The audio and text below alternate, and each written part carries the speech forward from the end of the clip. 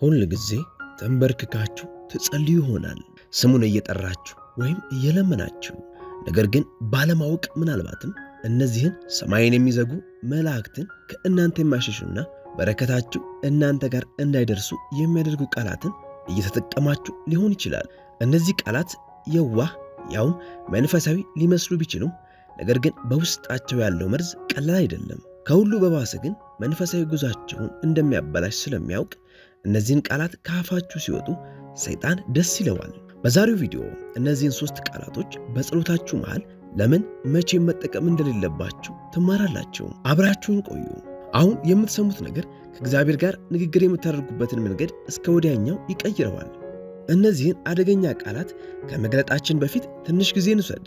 ጸሎት እጅግ ኃያል መሳሪያ እንደሆነ ካመናችሁና ጠላት እናንተን ዝም ለማሰኘት በየትኛውም መንገድ የሚሞክር ከሆነ ይህንን መልእክት መስማት አለባችሁ። ምናልባትም እግዚአብሔር ይህንን መልእክት ለአንድ ሰው እንዲደርስ የምታደርጉ ሰዎች ሊያደርጋችሁ ይችላልና ይህንን መልእክት ለሌሎች አድርሱ። ይህ ቪዲዮ ልባችሁን ከነካችሁ በኮሜንት ሳጥኑ ላይ ጌታ ሆይ ልቤን አጥራው፣ ከአንደበቴ የሚወጡት ቃላት ሁሉ አንተን የሚያስደስቱ ይሁኑ በማለት ጻፉ። እናንተ ብቻ በየዋህነት ጻፉ። ሰማይ የእናንተን ቃል ያደምጠዋል። ብዙ ሰዎች ጸሎት እግዚአብሔርን ማውራት ብቻ ቢመስላቸውም ነገር ግን እውነታው ከዚህ ጥልቅ ነው። ስትጸልዩ መንፈሳዊ ውጊያ ውስጥ ትገባላችሁ። በዳንኤል ምዕራፍ 10 ላይ እግዚአብሔር የዳንኤልን ጸሎት በመጀመሪያው ቀን ቢሰማውም ነገር ግን በነበረው መንፈሳዊ ውጊያ ምክንያት ምላሹ 21 ቀናት ቆይቷል። ይህም የሚያሳየው ከአፋችን የሚወጡት ቃላት በመንግሥተ ሰማያትና ሲኦል ላይ ተጽዕኖና ክብደት እንዳላቸው ነው። ብዙ ጊዜ የዋህ የሚመስሉ ቃላትን ብንጠቀምም በእምነታችን ላይ የሚያደርሱት ጉዳት ቀላል አይደለም። እነዚህ ቃላት በጸሎታችን ውስጥ ሲገቡ እግዚአብሔር አምላክ የሰጠንን ሥልጣን ያሳጡናል። የማርቆስ ወንጌል ምዕራፍ 11 ከቁጥር 24 የተጻፈውን አስታውሱ። ስለዚህ እላችኋለሁ የጸለያችሁትን የለመናችሁትንም ሁሉ እንዳገኛችሁት እመኑ ይሆንላችሁማል። ይህ ምዕራፍ ምስጢሩን ይገልጠዋል። ፍጹም እምነት በከፊል ወይም በቃላት የተሸፋፈነ እምነት ሳይሆን ሙሉ ፍጹም እምነት። ችግሩ ግን ሰይጣን መቼም ቢሆን አይደክምም። እርሱ እንዳትጸልዩ ሳይሆን የሚያደርጋችሁ በትክክል እንዳትጸልዩ ነው። እናንተ ለጸሎት ተንበርክካችሁ ስትሏቸው ጸሎታችሁ አቅም እንደሚያጣ ያውቃልና እነዚህን 3 ቃላት አብዝቶ ይወዳቸዋል። የመጀመሪያው በጸሎታችሁ ላይ መቼም ማለት የሌለባችሁ ቃል ቢሆን የሚለው ነው። ጉዳት የሌለው ይመስላል። እንዲያው መጽሐፍ ቅዱሳዊ ሁሉ ሊመስላችሁ ይችላል። ምክንያቱም ኢየሱስ እንኳን አባቴ ቢቻልስ ይህች ጽዋ ከኔ ትለፍ ብሎ ጸልዮአል። ነገር ግን ትኩረት አድርጉ።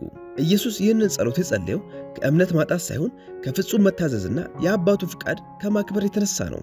ነገር ግን ብዙ ሰዎች ቢሆን የሚለው ቃል የሚጠቀሙት ከመታዘዝ ሳይሆን ከጥርጣሬ የተነሳ ነው።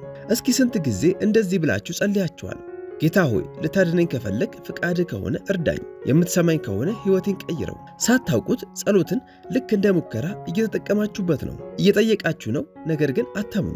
እግዚአብሔር እያናገራችሁ ነው፣ ነገር ግን ማድረግ የሚችለውን ነገር እየተጠራጠራችሁ ነው። በዚህ ጉዳይ ላይ ያዕቆብ ምዕራፍ 1 ከቁጥር 6 እስከ 7 ግልጽ መልእክት አለው። በምንም ሳይጠራጠር በእምነት ይለምን። የሚጠራጠር ሰው በነፋስ የተገፋና የተነቃነቀ የባህርን ማዕበል ይመስላልና። 2 ሐሳብ ላለው ለዚያ ሰው ከጌታ ዘንድ አንዳች እንዲያገኝ አይምሰለው። ቢሆን የሚለው ቃል ጥርጣሬን ያዘልና ክፍተት የሚፈጥር ቃል ነው። በዚህ ክፍተት መሃል ጠላት ይገባበታል። አሁን ይህንን አስቡ። በአንድ ጦርነት ውስጥ ወታደር ናቸው። በእጃችሁም ላይ ጦር አለ ማለትም ጸሎታችሁ ማለት ነው። ነገር ግን በጥቃት ሰዓት ታመነታላችሁ። ጦራችሁን ዝቅ አድርጋችሁም የማሸንፍ ከሆነ እዋጋለሁ ትላላችሁ። በዚህም ገና ሳይጀምር ትሸነፋላችሁ። ኢየሱስ በሥልጣን እንድንጸልይ ያስተምሩናል። በዮሐንስ ወንጌል ምዕራፍ 14 ከቁጥር 13 እንዲህ ይላል፣ አብም ስለ ወልድ እንዲከብር በስሜ የምትለምኑትን ሁሉ አድርገዋለሁ። ቢሆን ብሎ ነገር የለም። በጽኑ እምነት ውስጥ ያለው መታመንና ጸንቶ መቆም ነው። ስለዚህ ከዛሬ ጀምሮ ቃላቶቻችሁን ተጠንቀቁ። ከጸሎታችሁ ውስጥ ቢሆን የሚለውን ቃል አስወግዱ። ጌታ ሆይ ፍቃድህ ከሆነ ፈውሰኝ ብላችሁ ከመጸለይ ይልቅ ጌታ ሆይ በመስቀል ላይ በደሜ የሰጠኸኝን ፈውስ በጌታ በኢየሱስ ስም ተቀብያለሁ ብላችሁ ጸልዩ። የምንጸልየው እንደ መንፈሳዊ ለማኞች ሳይሆን እንደ እግዚአብሔር ልጆች እንደሆነ አስታውሱ። ሰማይን የሚያንቀሰቅስ ጸሎት የሚመጣው ከጥርጣሬ ሳይሆን ከእምነት ነው። አሁን የመጀመሪያውን ቃላት ካየን ብዙ ክርስቲያኖች ባለማወቅ ዕለት ተዕለት ይጠቀሟቸዋልና ሁለቱን እጅግ አደገኛ ቃላት ለመስማት ተዘጋጁ።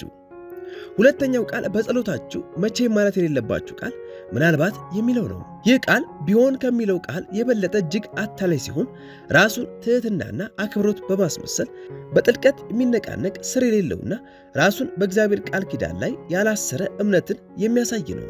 በጥንቃቄ አስቡ። አንድ ሰው ምናልባት እግዚአብሔር ያደርገዋል፣ ምናልባት ይሰማኛል፣ ምናልባት ይቅር ይለኛል በማለት ሲጸልይ የሚያገለግለውን አምላክ ባህሪ እንደማያውቅ ያሳያል። እግዚአብሔር ተለዋዋጭ አይደለም፣ አይለወጥም። ዕብራውያን ምዕራፍ 13 ከቁጥር 8 እንደሚለው ኢየሱስ ክርስቶስ ትናንትና ዛሬ እስከ ዘላለም ያው ነው። ምናልባት እግዚአብሔር መልካም መሆኑን የሚመልስ መሆኑንና ቃሉን የሚጠብቅ መሆኑን እርግጠኛ ያልሆነ ሰው ቋንቋ ነው። በጣም የሚያስፈራው ነገር ይህ ምናልባት የሚለው ጸሎት ወደ እግዚአብሔር ዙፋን አይደርስምና እንዲህ አይነት ጸሎት ስትጸልዩ ጠላት እጅጉን ይደሰታል። ይህ ጸሎት ልክ እንደ ነፋስ ነው። ሰማይ ከመድረሱ በፊት በኖ ይጠፋል። ሰይጣን በጥርጣሬ ከጸለያችሁ የእምነታችሁን ኃይል እንደምታጠፋ ያውቃል። በማርቆስ ወንጌል ምዕራፍ 9 ከቁጥር 23 ኢየሱስ እንዲህ ሲል ተናግሯል። ቢቻልህ ትላለህ፣ ለሚያምን ሁሉ ይቻላል። አስተውሉ፣ ኢየሱስ የተናገረው በጥርጣሬ ወይንም በምናልባት ሳይሆን በሙሉ እምነት ነው። በዚህ ንግግሩ የማይቻለው ነገር ሁሉ በአንድ ነገር ምክንያት እንደሚቻል ተናግሯል። እርሱም በማመን ነው። አሁን ቆም በሉና አስቡ። ምን ያክል ጸሎቶችን ምናልባትም እግዚአብሔር እየሰማኝ ባይሆንስ በሚል ጥርጣሬ ጸልያችሁ ይሆን? ይህ ትንሽዬ ቃል የጥርጣሬን ጭነት የተሸከመ ሲሆን ያለ እምነት ደግሞ ፈጽሞ እግዚአብሔርን ደስ ማሰኘት አይቻልም። እስቲ አስቡት። አንድ አፍቃሪ አባት ልጁ አባቴ ሆይ ምናልባት የምትወደኝ ከሆነ ምናልባት ዛሬ ትመግበኝ ይሆናል በማለት ሲናገር ቢሰማው የአባትየው ልብ እንደሚሰበር ጥርጥር የለውም። ብዙ ሰዎችም በአሁኑ ሰዓት የሚያደርጉት ይህንኑ ነው። ምናልባት በማለት ከመጸለይ ይልቅ በቃል ኪዳን ላይ የተመሰረተ ጸሎት ጸልዩ። ምናልባት ጌታ ነፃ ያወጣኝ ይሆናል በማለት ከመጸለይ ይልቅ ጌታ ሆይ ቃል የገባህልኝን መዳንና ነፃነት በስምህ ተቀብያለሁ በማለት ጸልዩ። በድፍረት ጸልዩት። ልክ የአባቱን ማንነት ጠንቅቆ እንደሚያውቅ ልጅ ጸልዩ። ሰማይ የሚንቀሳቀሰውም እምነት ከልብ በሆነ ጊዜ ነው። አሁን ወደ ሦስተኛው ቃል እንሂድ። ይህ ቃል የቅድስና ምልክት ቢመስልም ነገር ግን መንፈሳዊ ወጥመድ ነው።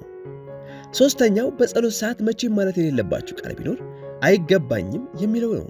ይህ ቃል ውብ፣ ትሑት፣ አክባሪ ቢመስልም ነገር ግን እምነትን አንቆ የሚገድል ቃል ነው።